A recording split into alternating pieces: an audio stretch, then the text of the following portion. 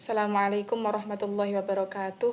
Perkenalkan, nama saya Rahmatria Zahwa Karisma, NIM 8604544723 dari Prodi PGSD. Menjelaskan tentang hubungan timbal balik filsafat ilmu dan ilmu pengetahuan. Filsafat ilmu mengawasi dan memperkuat eksistensi keilmiahan serta nilai-nilai dalam ilmu pendidikan. Filsafat ilmu berfungsi sebagai landasan berpikir kritis terhadap ilmu pendidikan. Dalam filsafat ilmu ada 3 bagian penting, yaitu ontologi, apa yang dikaji.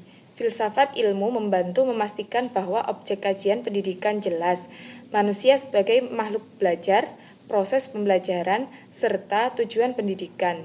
Dengan demikian, pendidikan tidak kehilangan arah atau sekedar menjadi praktik teknis tanpa makna. Epistemologi, bagaimana pengetahuan diperoleh. Filsafat ilmu menguji keabsahan metode dalam pendidikan, seperti metode eksperimen, observasi, atau pendekatan kualitatif. Ini mencegah praktik pendidikan berbasis asumsi tanpa bukti. Aksiologi, untuk apa ilmu digunakan? Pendidikan selalu terkait dengan nilai, moral, sosial, dan budaya.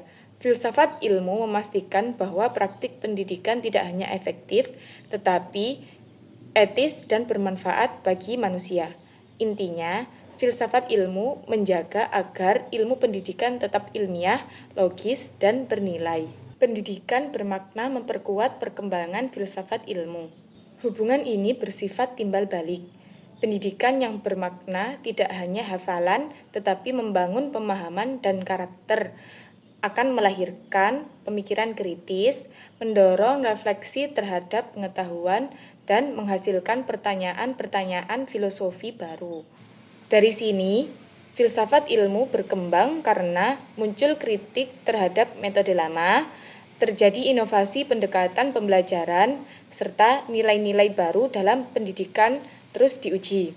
Filsafat ilmu sebagai pisau analisis dalam pendidikan. Disebut pisau analisis karena mampu membedah masalah pendidikan secara mendalam melalui 3 sudut. Ontologi, apa sebenarnya masalahnya? Misal, apakah siswa gagal karena kemampuan, lingkungan, dan sistem pendidikan?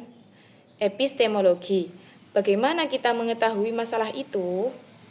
Apakah berdasarkan data, penelitian, atau hanya asumsi? Ontologi, apakah sebenarnya masalahnya? Misal, apakah siswa gagal karena kemampuannya, lingkungan, atau sistem pendidikan?